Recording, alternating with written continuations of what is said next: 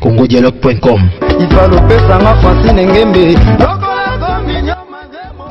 congodialogue.com. Le phénomène DJ est vague, tout est vraiment métier comme tel. congodialogue.com. Pour moi, ils ont vague, ils ont métier parce que les lots, donc ça fait 16 ans. congodialogue.com. D'après yo DJ Russell,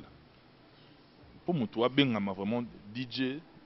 comme tel, Azabna reconnu comme tel, comme DJ valable. Est-ce que les gens ont des normes il faut qu'on respecte, tous les gens ont un échelonnement, tous les gens ont un apprentissage, tous les gens le fait de musique, il y a calculer tempo, il y a balancer, tout ça, congodialogue.com. Cause à la DJ, ils ont raté que nenge au lobby on a mutu, il faut à ça la babilo ronyo son omoni et le retour tout ça la mutu pe contact. Ils ont la mutu mususu, omoni à latinega moi taille basse mogo boye à tobo litoi à tenti ou bakangi suki à bengami DJ. Alors un vrai DJ ils ont mutu non na mutu. Mutu aibi ko respecter ba client. congodialogue.com. Net bino boza na ba boîte aw. Beaucoup na ba classe sociale il y a l'olenge nyoso si on peut le dire ainsi. Beaucoup na pena client mususu na tempérament moko boye o nyoso ça là c'est pelaté. Alors quels efforts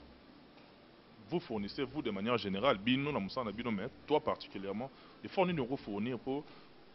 perdre client on a malgré tempérament na ye malgré ba humeur na ye tout ça. congodialogue.com. Omoni nge baloba na église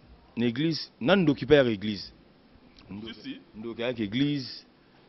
muta maladi nyonso azana sida azana diabète azana choléra azana malaria avec église. Mais pour yeba na domaine hôpital pour yeba que muta azana malade il faut salir l'examen. Na église pour yeba que muta azana ndoki il faut aller na délivrance banini kandeza. Mais na musala na biso pour na ko yeba mutu wana azana problème moko boye. Netinga personnellement pour moi yeba na ata musu na nzembo. Na ko banasi ta musu mo nzembo mo mo na le musu mutu na kota kele musu ina kanda. Mais musique ka beti ta musu mutu na ye moko avabima aoye pa na yo. Ayeso abi en tout cas na uta ki na makamoko boye na uta okuta na makamoko boye na vie na ngai journal yo na kutale na makamoko boye do mutu na mutu azo beta makamoko na ye. Mais nzembo moko beti wana musique moko beti lelo. En tout cas, na bimi boye, na bimi salinga bien. congodialogue.com. Question de ce en esprit, mon cher. Il n'y a pas, ou bien je m'imagine pas qu'il peut y avoir de DJ sans musique. Par musique, on sous-entend musicien. Relation ni bozaranango, bino ba DJ, na ba artiste, ou bo kotoyaka, ou bo balancer. Quelque part, bo ça rappelle pour mon abang. Voilà. Bon, entretenir ba relation ni, il y a qui pire kaka to, monsieur y a un business. Beta ngai moi elo zalito et qui n'a rien libanga kaka et puis le reste on va voir. congodialogue.com. Netingai DJ Russell donc relation ngai na ba musicien ezaka pas pour nanga bazaka ba partenaire nanga. congodialogue.com. Nanya komisa onzambe ya ba DJ. Bon. Et blessé rappelle pas négono ebele ata ba mi bengi général ata mi bengi maréchal ata mi bengi empereur mais so aoki kaka nzambe amona nzambe azali kolo do ezo ebetisa mitema nanya komisa nzambe papa na ngai congodialogue.com. Ezaka na ndenge mabete po lelo ngana baka nazaka nzambe na bango bao ba nyonso ba na se wana nyonso batanga wana baza ba angelu nanga ba angelu po nini lelo bon na ndenge kombo DJ Russell azali lelo pe tora na kin tora na DJ Suprême ba esclave du travail ba DJ Fantôme le fils du pouvoir te ba mutu na kombo na ye soeka oyanga esalika ke elezaka bango ta musu dérangeaka bango bazwango mabete po nazaka nzambe na bango congodialogue.com. Mesdames, messieurs, chers amis internautes, bonjour, bonsoir, comme on a l'habitude de le dire, ça dépend de l'heure à laquelle vous nous suivez. Bienvenue encore une fois dans ce nouveau numéro de Quad 9, votre émission socio-culturelle présentée par le juridique Joe Matope, votre humble serviteur. Le Lonakin, il y a une certaine réalité Toro qui m'a moté. Babengi yango bandero na biso, badiski jockey. ils en ampleur et comme une ampleur il y a ko le kaneng ezaki liboso yango s'il faut respecter hiérarchie na bango mutu na mutu en place na yango lelo to awa en pleine commune de Kinshasa sur croisement où il est Kabambar na le 155 précisément et pas y vidéo kuta nande on a biso on va bengi bongo Russell Dukulu DJ Russell Mbote Ndeko Russell Mbote mon ami personnel Joe Matope donc l'ami de longue date quoi. Ndeko Russell il aurait même biso awa moi ba préoccupation ezali na bandeko ba komela biso ba suggestion ba remarque na bango ba te ba se poser ba question na lelo na ndenge Congo ndenge kin ezokinde le phénomène DJ ezaka vague tout eza vraiment métier comme tel. Non, pour moi, ils ont vague, ils ont métier parce que lelo, netinga banana bandi boulot donc ça fait 16 ans, 16e année nanga yango donc surtout si 2016 année prochaine donc 17 ans donc pour moi ils ont métier moko ouais donc ils ont métier ils ont musala moko lelo et salinga misinga na miso batu belo ba otalanga ona à Paris, donc disons Europe, Amérique, Asie, monde entier, donc baïbi qui est déjà mon lobeli na bango donc musaleli na bango DJ Russell donc ils ont métier moi bien pour nanga parce que na simana on a découvert marambe belé na kutena bato à danger na kutena ba mikonzi belé na tamoli ba mboke belé donc ils ont musala mo bien pour nanga mais et puis na ba mupepe nango moni le pe to komi belé o ya komi x o komi y ko komo sala bo donc voilà. Au moni, la préoccupation dans la mesure où on a l'impression que les lots qui ne remettent pas la plupart des jeunes actuellement à créer un lot na coin na bango à chez moi unité centrale à créer moi programme moi il suffit que changer aussi la landesi mususu na secteur wana sili DJ Nanyo parce que yo ce ko quand 16 ans c'est pas peu. Ceux qui ont mon 16 ans, pour mon examen d'état, donc c'est pas peu. En tant que Miyakato bien en bongo, il y a domaine où confusion est à partir de confusion est quand nous cholo bana débit, mutumo ce moi unité centrale na ye, a na coin, a moi sous forme cabine, a commis DJ qui gagne à télécharger musique na téléphone, musique au félé, musique à 500 francs. Musique pas monique donc on appelle nzela ba robé nga DJ alors boulot yo ndeti nga personnellement eza boulot moko eza pasi batumi ba mona musala ki DJ lelo to ko benga na ba DJ belé mais ndeka ba na bible ba bengami ba rozala ba biangami ba rozala belé mais tant mususu ba ponami ba rozala muke donc to na biso ba DJ belé o pe ba koma ba DJ ba ebi ne pona nini poussa bango koma ba DJ mais de moi na musalo yo en tout cas musalo eza pasi mon frère ba oyo ba zwaka ngo na ndenge ya ba PC lengi ba osala na ndenge ba cabine ko télécharger ba nini non eza PC lengi asali ne musala asali ka eloko na mo ba o télécharger ne ba musique ande to lobby mais biso bato to umeli na musala oyo toza mingi te jo to mingi te moyo bika obenga nga ya mo te ya nazala ite na libanda mo to komana le msubo donc eza musala moko soko yebi ko sala yango ndeti ngai na sala yango bon bien vraiment te pour batu msubo yebi kaka ba moi papa tika fausse modestie donc bato ba Holanda o ba yebi ke na sala yango moi bien yango pelelo sali ngai ba o pelelo zo sala bango na ndenge na bango ba coin ba cabine ya ndenge na bango baza kumikumisa na ndenge na bango bon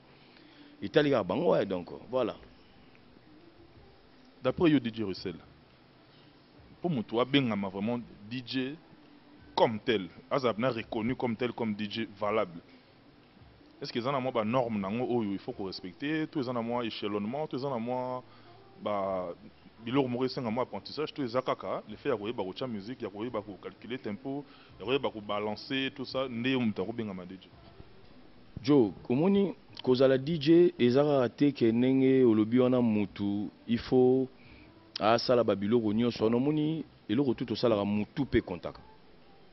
ezana mutu mususu omoni alatineka moi taille basse moko boye atoboli toyi atie tenti ou bakangi suki abengami DJ alors un vrai DJ eza mutu na mutu muto ayebi ko respecter ba client. Ko respecter ba client eza eloko moko soki eza na mutu ya NDJT. Au monaka ke yo za danger leki ba client. Alors ba client nande ba leki yo parce que sans bango yo mixé te. Alors so to bito songa na musana biso un vrai DJ il faut weba ko mixer. Ozo ba ko mixer en plus ozo yeba ota la salle na yo ndenge ezali température eza na kata salle pour un DJ ko ya te ke et pas client ou tout na client. Oza na besoin nze monini, osengi nze monini te. Biso to kotaka na kati na bango. Rota la catégorie dans la carte salle, ou ça un vrai DJ faut ça la lecture ya salle na yo. Vous balancer premier morceau, ce que simbité, deuxième morceau. Ce que simbité en tout cas faut bima. Faut changer rythme. Et ça ba tu musu ba baté DJ musu ko za na carte boîte, azobeta musique pour na sentiment na ye. Ah non, ngati na chambre na. Nga po ba mona nga un vrai DJ, il faut na beta ka mindele belé, nga po ba mona nga un vrai DJ, il faut na beta musique Afrique belé, nga po na ba beta ba benga nga un vrai DJ, il faut na beta musique Congo belé té. Et ça bien ça musique biso tout beta. Mais il faut ta la salle, obi que ah non, na tableau catégorie ya batu baza lelo awa, baza batu di jarboui. En tout cas, il faut na balancer boui. Là où on balancer, ozo sa lecture na bango, au mona ke o gérer batu bien. Un vrai DJ bana na piste. Tant que muta koti na kata boîte ozo bini sabatu base ya musa na voilà base na biso yango wana tant ozo bini sabatu kaka batu wana bazo bima na kata boîte ba oké na témoignage na yo mutu muso alinga aromenga amemaye na boîte mo ate toke na boîte wana te toke na 155 so toye na 155 to kuti DJ Ricel en tout cas pépère et pas naye canon nous les bien voilà donc tant déjà mutu moko mi balé mi satu ba pandi sango wana yango mo lelo le monsieur ça la force lelo nazalara nzambe na bango makambo ya bonzambe oyo nasika mwa mkete rozonga wala na bika tozo kende mais vers la fin to chuter na makambo ya nzambe et par là je pense directement à nos amis de la diaspora parisienne to Chavumbi le Boursier Hugues Baskombala Popol Mopasula nga DJ Russell yeyo tozana ye Russell yebisa biso dans tous les milieux, comme on a l'habitude de dire, net bino bosan na ba boîte awa. Beaucoup na ba classe sociale il y a lolenge nyoso, si on peut le dire ainsi. Beaucoup na pena client musu na tempérament moko boy, oh nyoso ça là c'est pelaté. Alors quels efforts vous fournissez vous de manière générale bino na musa na bino mais toi particulièrement, efforts ni nous fournir pour perdre client wana te malgré tempérament na ye, malgré ba humeur na ye tout ça. Question est bien donc au moni nge baloba na église nan d'occuper à l'église donc avec église muta maladi nyonso azana sida azana diabète azana choléra azana malaria avec église mais pour yeba na domaine hôpital pour yeba que muta azana malade il faut salir l'examen na église po yeba ke mutu wana za ndoki il faut aller na délivrance banini kandi za mais na musala na biso pona ko yeba mutu wana azana problème moko boye ndeti nga personnellement pour moi yeba na ata musu na nzembo na ko bana sinta musu mwa nzembo mo mona le musu mutu wana kota kele musu ina kanda mais musique ka ko beti ta musu mutu wana ye moko ava bima aoye pa na yo ayeso bi en tout cas na utaki na makambo boye na uto kuta na makambo boye na vie na ngai journal leo na kutana na makambo boye do mutu na mutazo beta makambo nayi mais nze momo beti wana musique mo beti lelo en tout cas ni na bimi boye na bimi salinga bien donc na yaki ko tune problème te mais ye moko aye ko expliquer nga problème ne pona nini eza musalonga na sali musique on a beteli donc ezaka musique net na domaine nga ezaka musique ne ko convaincre muto tam so ina kanda plus mususu ou bien ina ba problème na libanda mais tango ye na boîte eza plus au kaka a ko se défouler to loba mo ba stress wane ko longwa na musique on beta pour loba nga muto oti na kanda libanda ayebu bando betele msu ba arkeli bando bete ba blo mo ba tuntu yebisanga donc epc sous na kanda donc na kanda zango e ba sem sous fois donc c'est ça un peu au texte na obi ba arkeli tout ça on a raisonné sur mon ami de très longue date, Daniel Bumba Luba, qui est bulldozer, na petite tour nabiso Dina Côte d'Ivoire, KDV Shop, tout en bolaka, place monsieur de côté en aboutou tout ça. Oui, on a pas stress na, pour déstresser yo mais bando kotaki, obi yango boîte ya ndeko ya il y a 50 Cent Tony. Mais par contre, tu quand on a félicité pour question de ce en esprit mon cher. Il n'y a pas, ou bien je m'imagine pas qu'il peut y avoir des DJ sans musique. Par musique, on sous-entend musicien. Relation ni bozaranango, bino ba DJ, na ba artiste, ou bo kotoyaka, ou bo balancer quelque part bo ça rappelle pour mon abang. Voilà. Bon, entretien ba relation ni, il y a qui pire kaka to, monsieur y a un business, beta ngai, moi lo gozalito et qui n'a rien dans libanga kaka et puis le reste on va voir. Mais personnellement pour moi, netingai DJ Rissel donc relation ngai na ba musicien ezaka pas pour nanga bazaka ba partenaire nanga Kofi Olomide, Jibem Piana, Werason, Wazekwa, Fali Ferre, Fabrigaz, Bozi, Kabose, Lacoste, Céléo, Brigade. Donc, bango tout, ba mission tout ya Congo, bazara ba partenaire na musalo biso to salaka. Donc, ezate ke pona o ko pesa mbongo, ba boa kaye. Donc, eza vraiment ezala vraiment na niveau na ngati surtout ngai. Donc, so na mina zonga mamuke na question tunaki nga wana eza lelo ba mission na biso na loba ngo maintes fois musique na biso lelo ezo kita po batu lelo balobaka musique ya mboka na biso eza bien ezo matate nga na loba ngo maintes fois et na otika pe ko loba ngo te na loba ngo maintes fois musique na biso ezo kita bato ba olandanga c'est vrai bato ba olandanga bayebi lelo to yi na Congo tozala kita mususu ane moko Oyoka Jiba bimisi Wera bimisi Kofi bimisi Papa Wemba bimisi badon au sentir 10 albums ezo bimanane moko yebisanga siko bana to bandaki janvier ti lelo combien d'albums ebimi o azo banga ko bimisa parce que bazaka na polémique na muto azo banga soki ye simbi o yanga na bimi simbi te po nini bazo yokana ti ngalo ba eloko moko ba mise na biso ba rozwa makanisa ko fande sika moko basangana bayokana et osala biso pe bien lokwa eza na bakendaka nango na ndenge mo na landaki lo Papa Lutumba otoko lo ba dernièrement na télé na pesi mbote po Papa Lutumba ka Ndoyi ya DJ Rissel Ndoyi na ndenge ni po nga na botama le 19 mars Papa Lutumba pa botama le 19 mars Popol Mupasula pe a botama le 19 mars donc voilà donc ba triplé ba le 19 donc tout ça donc moni ba âge Papa Lutumba za nango yango ba biso pe lona ba Popol Mupasula to oke nango o poto okufa nango parce que moni mo eloko ane landaka alors ba elo mo abi batuni babi bonde ni jibe na Kofi bayoka na raté mais yoza quand même mukolo ko benga osangisa bango te Papa Lutumba lobelo mo alobi soko moni bampuku mibale bazo bunda ko benga nia uta o kabola bango nokite aosani ni aolia bango donc talaka eloko alobaki ane eza profond eza pe réalité eza pe réel soko lobi ke bampuku mibale ba bundo zwa nia o tia na kati wana aodame bango de donc mukoloka ba mission na biso ba comprendre o bango bazali lelo to bandako loba bon na ndenge na biso na Kinshasa wa Papa Wemba papa mais mukolo Papa Wemba kufa to monaka niveau ya grandeur na ye libanda ya mboka tina kata mboka na biso alors bango muto bazana bomoi ba mekano un peu ko yokana ba mona musique na biso e changer forme au lelo ezali donc voilà et le rôle est très important parce que même si tu es allé dans la trace même dans la boîte car on est tu fréquenteras de temps à autre vague wana nigériane qu'on le veuille ou pas n'a évité sur le contredire ce qui va tuer en gros sentir que piste pas de baosala mais il y a quelques rares actuellement là on a bien musiciens oyo bazo continuer à s'imposer notamment les Ferré les Fali les Fabregas na hérité pas ça moi single na moi balancer mikolo en tout cas erozo balancer on a piste boebi hein ils ont accroché directement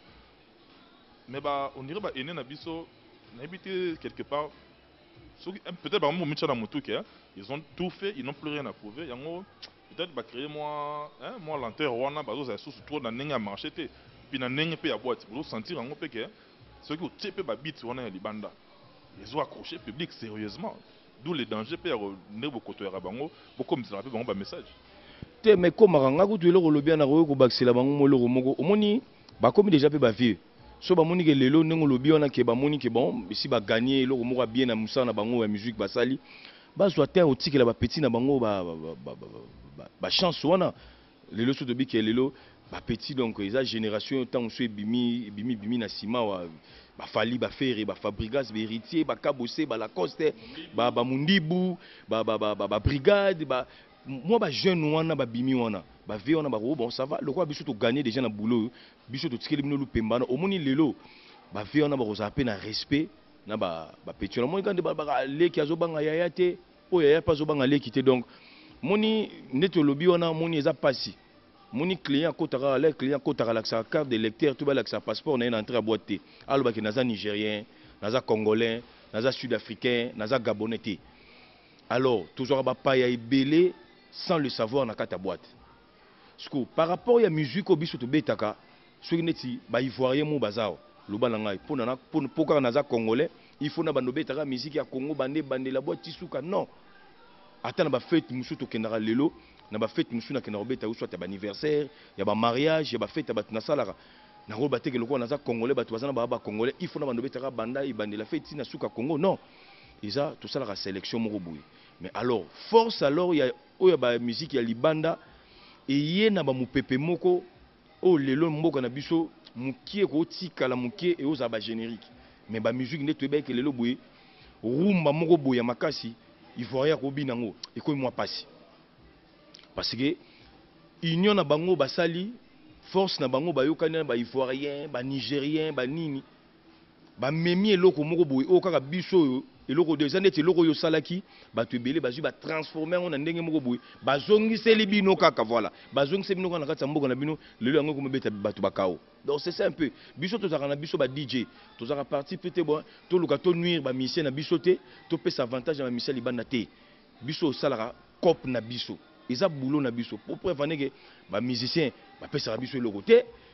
oh na pesa exemple moko yo so yoka musicien moni na kabela DJ mo na Congo voiture azate yo so yoka musicien moni ni o akabela DJ loko mo te to le bité que bazana ngo te bazana ngo so ipe ba pesa raté eza bango mo po biso pe to sengité mais biso na bango ezaka ka partenariat mo to salaka mais bazo ka pe temps ko yoka biso ngana expliquer ngo mais tout ça tant bazaka na ba studio tous ces belés quand même. Moi, 4-5 DJ, tout fandaka. Net na ba soir, boubé, la journée, mon dimanche. Bon, ça va le taureau qui n'est pas JB, tout fandi tout. C'est bon, ça va, on a encore ta studio. Na ligne quand même, ba DJ paye un mot kananga. Pour apporter moi quelques. Et l'on remonte boui. À TV, au moins par rapport à la musique, tu bêta boui boui. Soit tu bêta bêta boui, soit tu bêta bêta. V, chamaye le boui, ça fait du bien. Bango bakenda basali bilo na ndenge na bango ba beti disque basali biso to sorakaka produit fini to sali musala soki client zo sepelate ils a biso te il faut banda to bepo biso so beto beton client sepelate client bimi na kanda soki lobi client yete nga na boîte na nga ina futa mate alors il faut na sepelisa plus bato bazana kata boîte na nga poza musala na nga do bango ba sa cop na bango biso to sa cop na biso na terme façon expliquer je crois bateau bande de la diaspora on a bande basé sur place dans le pays vous comprendre on a affaire à quelqu'un ou à sur le terrain et ça peut moi conseil par rapport à ba leader na biso to bien bon ba leader na musique na biso bas on rappelle temps il y a ko consulter bandeko oyo bazala sur le terrain ba coteur public na bino de manière la plus proche par rapport na bino comme ça bazara on a ba garder du corps na il est chez lui à la maison soit ça y concert ba sécuriser avec mais bango quotidiennement bazo gérer ba couche nyonso notamment ba fanatique oyo ba mélomane plutôt balandara ba musique na bino pour na lande lo mo wazeko loba le langage universel oyo ça facile à capter c'est la musique il faut que to protéger rango zol et lo honnête ya ene na biso oui le longomba na P Square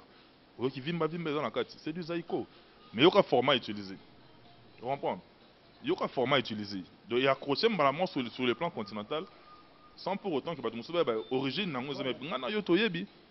du boza pe na musala makasi so bango basali te bino pe pourquoi beaucoup za pe d'été bozo pe initiative bo vandi pe bo sola beaucoup bo se koto ya bien bo comme c'est le bango ma message ba komba consulter pe bino noko message komaka moni elo mona zo ibsao ezo net personnellement ezo salanga pasi moni ba mission na biso ba mimuna bango bakoma déjà ba grand prêtre bakoma ba danger bakoma tout bakoma donc conseil comment moi pasi ponini ba bureau na bango batu na bango bazalaka wana o ba continuer kokosa bango ti lelo. Alors soki ba mission na biso ngalo ba elo moso ba mission na biso mukolo ba opesa biso confiance mona considération moko ke balimba sala eloko moko boyi ba luki quelques DJ ya mboka na biso na zonge lisusu ba bengi biso po basolaka na biso. Alors tokotia bango poa na niveau moko impossible. Siko bango ba benga ba tuté. C'est bien bon. Tout ça boulot basaka boulot na bango ba reconnaissance tant que ba partenaire ba boka biso. Ba ko boka lelo ba ko boka ça problème ti. Mais eloko il faut s'accrocher, eloko il faut simba. Biso souci na biso eza yango wana. Alors pour simba ezaka ti lelo zu likambu. Il faut webike na fête, na place dans louer bakiti, na place dans louer musique, na place dans la service traiteur, na place dans somba gâteau, eza bongo posa nini, ezo réunir rassemblement ya maramunyo so bo sala na fête pour et réussir. Mais ce ko yebisanga siko soki yo omi monika danger bonga na enfant na nini nga bakiti bo utali koleko ya nini ko sala boy nini osala yebisanga soki fête na yo esimbité apolo banini yo momu to bomi fête na yo donc bazwa courage wana bazwa mutema malamu wana ya kobenga biso to assistera ne fiske ata 10 minutes na bamakambo bazo sala le ba osaba disque na bango ba comprendre que lelo makamonga nazo loba un jour ba opesanga raison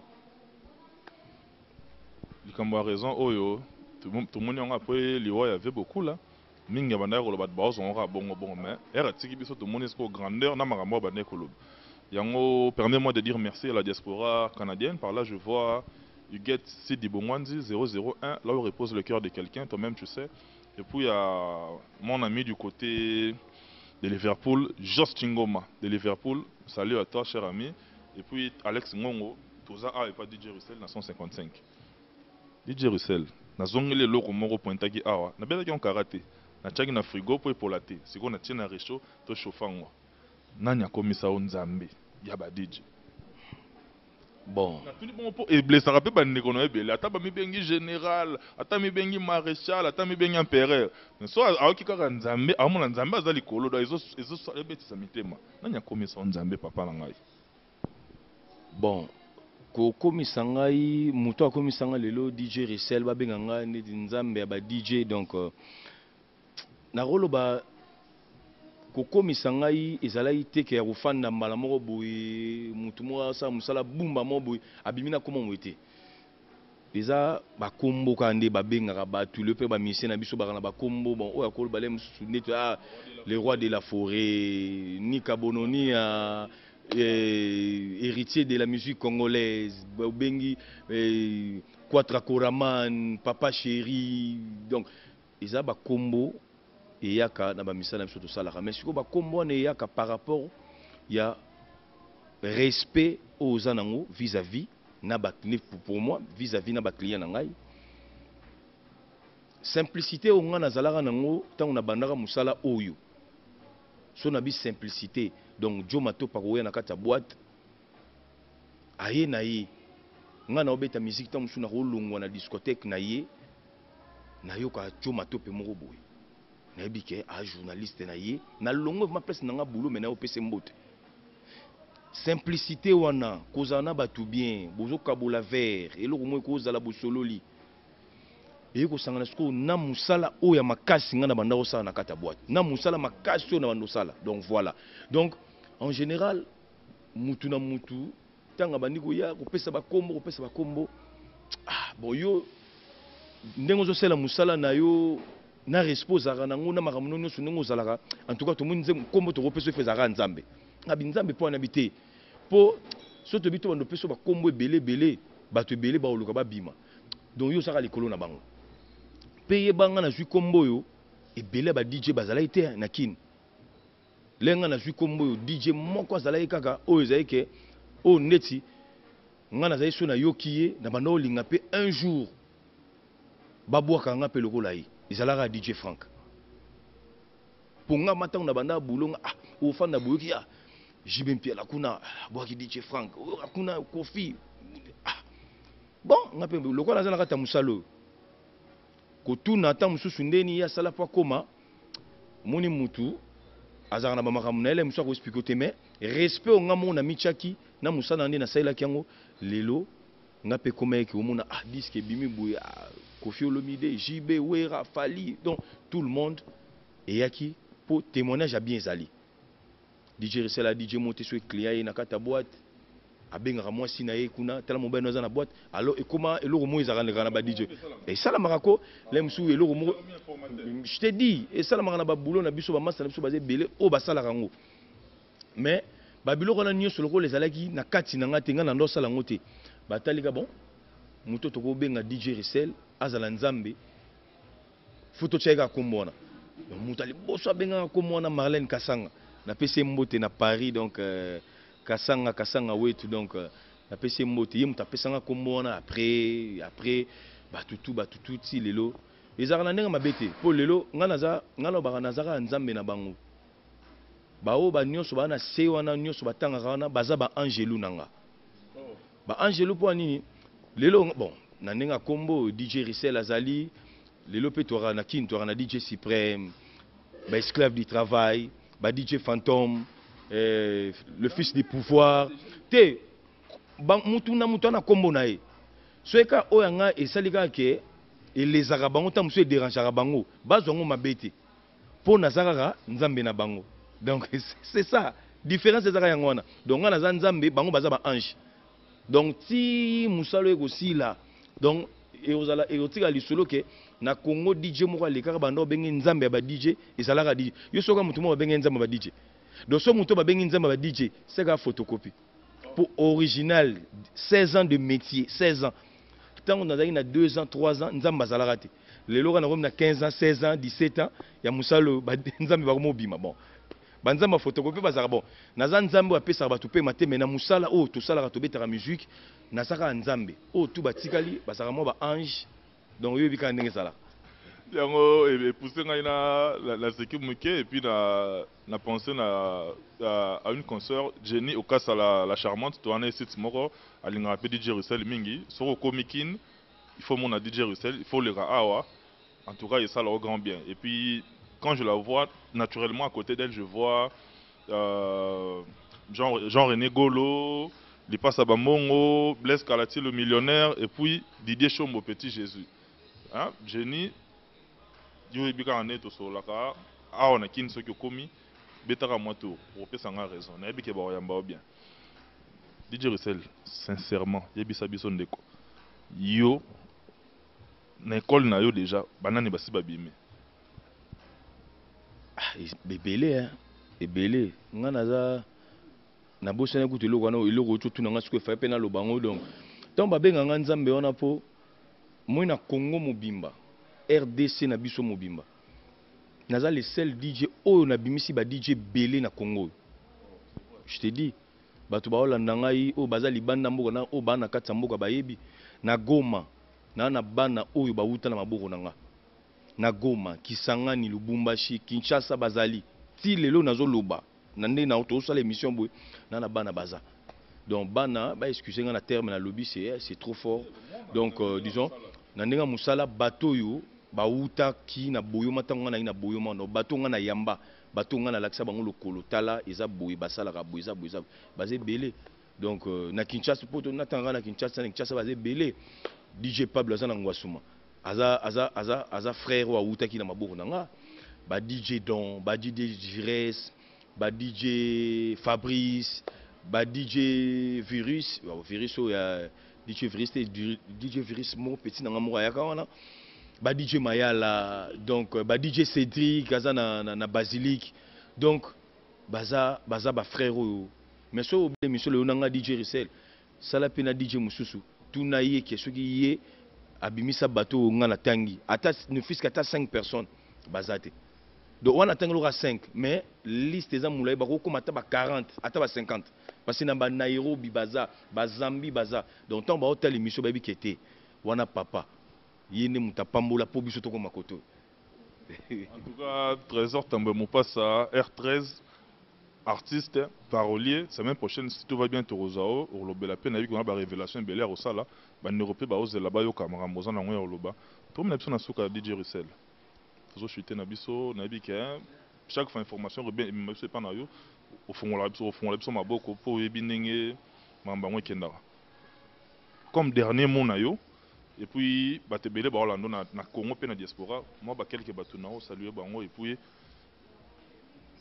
yebisa biso ka phrase moko carrière na o zo devoir on a nani s'il faut devoir on a une seule personne et puis mot la fin na o yango neti carrière na ngai nazo devoir ngo vraiment merci beaucoup na ba parents na nga grâce na bango nde lelo naza o naza osoki lelo na père na ngai papa Gams Dukulu na mama Janine soki lelo bayokana bango mbale ke na bota mate tamusu lelo DJ Resel nzamba ba DJ mo na Congo alinga ozala te na pesa bango carrière na ngai pe merci na nzambe o apesaki makasi wana lelo nga pe nazala donc voilà donc eloko asuka na kolo bakaka na pesi merci na batutu pesi merci na batutu o balandinga ba o balandi ba comprendre que na lobi vérité ba yebi bato ba yebi nde to solo laka ba WhatsApp na ba appel ni to benga naka ba yebi que non Resel eloko lobby ya solo donc o pe ba moni na lobi mabe nazara mutu numéro de téléphone ezali boko benga ngai bokomeli ngai donc ça la bien bateau tout bazana besoin bazana besoin organiser moi ba barbecue moi biloko moko bien donc ba ça la moi eloko moko effort moko ya kobenga ba kobenga na bango ngai donc ba benga kaka na numéro de téléphone donc kopese na ebisio et au créer ba problème ou comment omoni ba numéro za mabete mais puis comment ba dérangement pe le kaka trop bon le ko za musala to sala moins pe to boyango zate donc bateau tout bazana besoin ba sala fête monene ba sala anniversaire mariage ozana matanga pour contacter ngai obetika code plus 243 donc 09 98 98 58 89 donc na bande sous plus 243 09 98 98 58 89 donc so bengai on appelle ça numéro na ngai ya WhatsApp numéro na nga ba corde bank numéro ezo et au sala qui est tout le monde na to koma na to benga na trop donc numéro na nga privé on peut biso na numéro affiché plus 243 81 051 54 23 pour transmettre message voilà donc numéro yango wana donc bato tout bazana besoin ya ba organiser à tous na poto et uningo selo mo na kin ou benka na numéro wana na rananga mo exigeante musala sala ma bien donc na pesi batutu balinganga mbote na banino na patron ya place tozali patron na nga yi bati gérant Franck na pesi ba collègue na nga tout ya boulot a mbote DJ Patrick DJ FM DJ Spike na pesi bango mbote donc na bosanité na Paris wana master na ngai Popol Mupasula pasola bango donc master na ngai ya lelote donc Popol Mupasula na bosanité Tantine Mireille Moulumba na bosanité tête tendai maboko banque tête tendai donc yesoka simbi au moins différence ezali ya Willy Moucheni code mboka donc code moko totika na na Congo wana donc ya Willy Moucheni na bosanité na pesi bato tout balinga ngai ba masa na Paris Junior Madeda ABD ba Gelor ba Machar Mamale Junior Idoudou papa na Lionel donc na pesi ba masa na tout ya Paris mbote donc ba ona bosani bozele tema boleki belé numéro yango wana be monsieur Silité to ebika neni to planifier ngo to ya na donc na bosanité na kin venanga Daniel Bumba venanga de tous les temps de tous les jours bonne guérison na ebika ba marama ebika ba marama ndenge yaka mais basimbaki nzoto me molimo te po molimo zare pa nzambe na pesi mbote donc na bosanité na kina na pesi pel kambote Buchino Obama na pesi appel masqué na pesi Eugène Curtis les jeunes mariés masalanga torobala semaine passée donc Henri Kandolo na pesi batutu mbote Patrick de Panama masananga ya kati donc Patrick Moulele na pesi mbote masananga Bogar ba Fossette na pesi staff tout donc bato balinga tout DJ Resel numéro yango wana donc plus 243 09 98 98 58 89 donc voilà. Merci DJ Russell. Quant à nous, on se dit au revoir et Navike, très prochainement, tous les assos, on a bien pour un nouveau numéro. Dodi Ilonga Kabimbi, Tom Smatop et ma grand frère. Et puis j'ai dédié cette émission na bébé Mibale. Johanna Marilyn Matopé, le 17 octobre, c'est 2 ans. Na Lekinaye, bébé à DJ Russell, bébé Mariela Doukoulou. On vous aime beaucoup. Bye.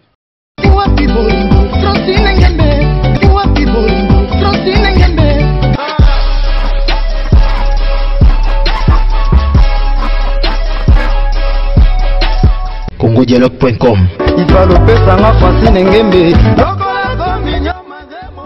CongoDialogue.com